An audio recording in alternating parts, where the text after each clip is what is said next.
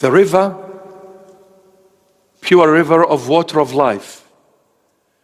So this is in heaven. And what is in heaven? Eternal life. The Lord Jesus came to give us eternal life. But guess what? This eternal life, I can live it while I'm on earth, before I go there. You see, when I go there, I'll continue living that eternal life forever.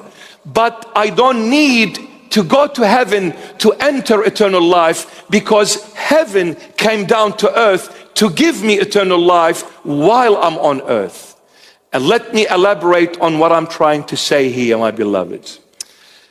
Every human being that is born into this tangible physical realm, every human being that comes to this world, two things hold that human being captive. He is a slave to two things.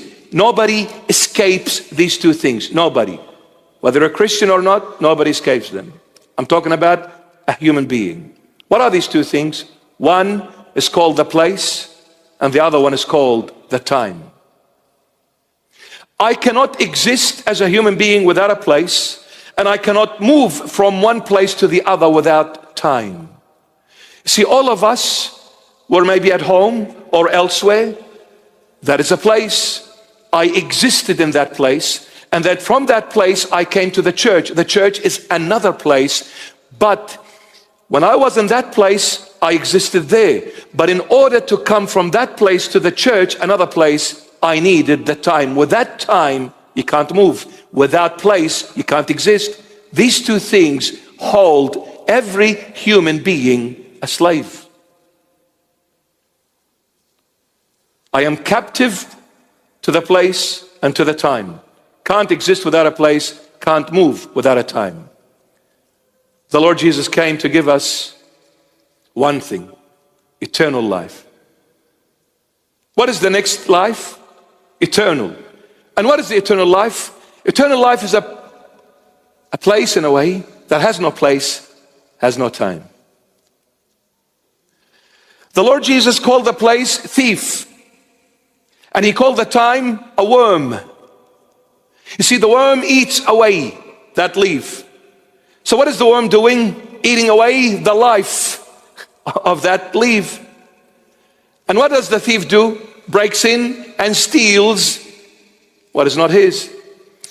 See, a human being is always anxious, worried, and concerned about valuable things they have. So what do? Let's say they have a diamond that is worth $1 billion. Maybe it's a massive one, right? $1 billion. Now, to put it at home, I'm too scared, because home is a place, and who comes to the place? The thief. If I put it at home, the thief will come and steal it away from me. I'll be dead. I'm going to be destroyed. So what do? The best thing is, I'm going to take it to the bank. I'll put it in a place called safe custody. They'll put it in a box, and they're going to put it in this place, and a massive steel door gets closed behind it. When I go back home, I can sleep very comfortably knowing the diamond is in a safe place, not realizing, poor thing, that if the thief can't break in and steal it, time will break in and steal it from you. Time goes by. Oh, I woke up this morning and I went to sleep, and I woke up again and I went to sleep, and I woke up and I went to sleep. Time is like a worm eating away in with my life, and before I knew it, time came, the spirit left the body, and the thief took that diamond away from me.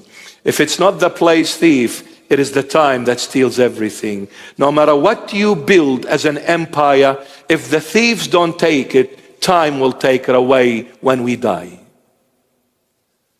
Therefore, no one is free. No one is free.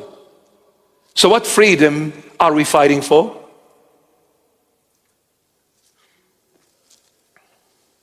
If the church stood firm against the current of the evil world, we wouldn't have been slaves today. We wouldn't have. We fought for the wrong freedom. We fought for the very freedom that enslaved us in the first place. There is no freedom until you find the Lord. When you find the Lord, who is the pure river of living waters, when you find the tree of life and you feed of it, the Lord will give you eternal life. No more place, no more time. You are free. No more thieves, no more death. It is then and then only you are free. And the Holy Bible says, he who has the Son has life. You are free when you have Christ Jesus, my beloved.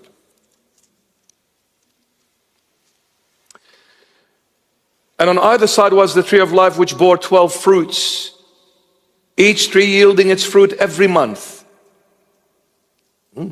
There's fruits, and it is yielding every month fruits. And how many months in the year? 12. So there is fruits every single month throughout the whole entire year. And let me tell you, in the biblical terminology, number 12 represents a complete, perfect cycle. 12 months in a year. Did you know you have 12 joints?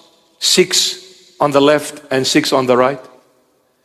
And these joints, what do they give you? Freedom of movement. Imagine there was no joints. You can't flex nothing. You'll be stiff like a wood, piece of wood. You'll be walking like this.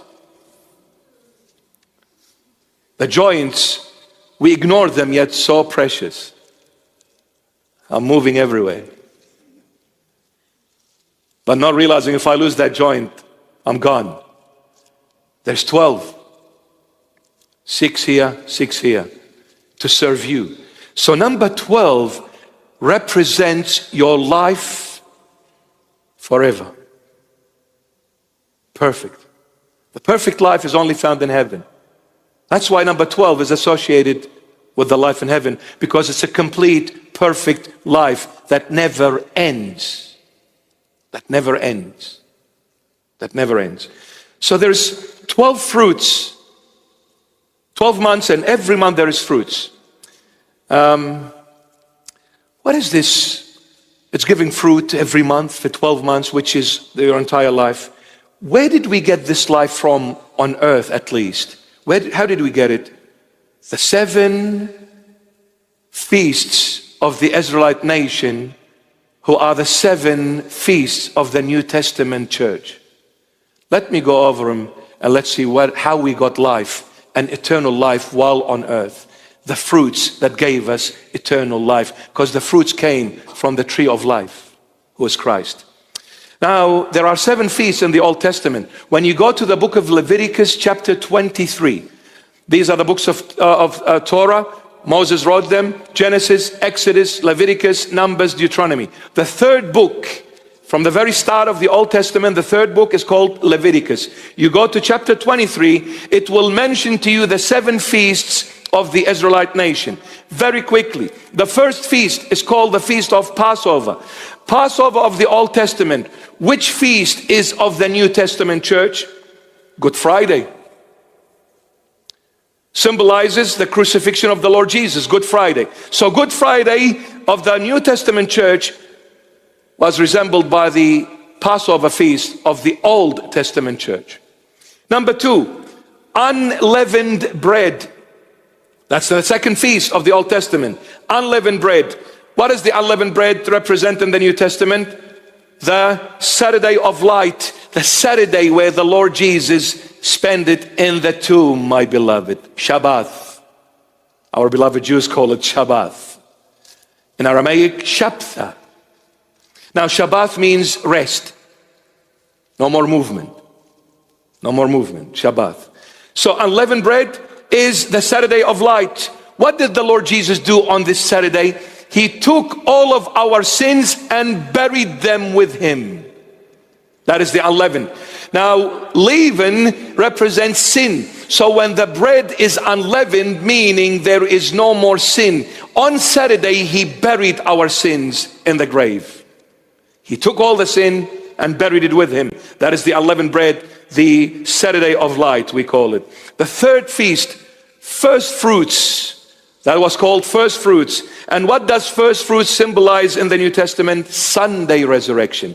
If Good Friday is Passover, and if the unleavened bread is the Saturday where he spent in the grave, then the first fruits is Sunday resurrection. And why is it called first fruits, Sunday resurrection? Because St. Paul says about the Lord in 1 Corinthians 15:20, but now Christ is risen from the dead, and he has become the first fruits of those who have fallen asleep. He is the first fruit that rose from the dead. No one ever before him, neither after him, that died and rose. He is the only first fruit that rose from the dead by his own authority.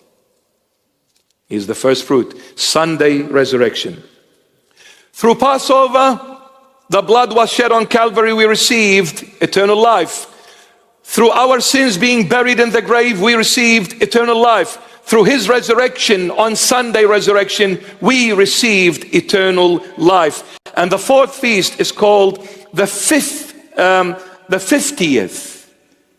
which is equivalent of Pentecost of the New Testament. And the word Pentecost is of a Greek origin, means 50th.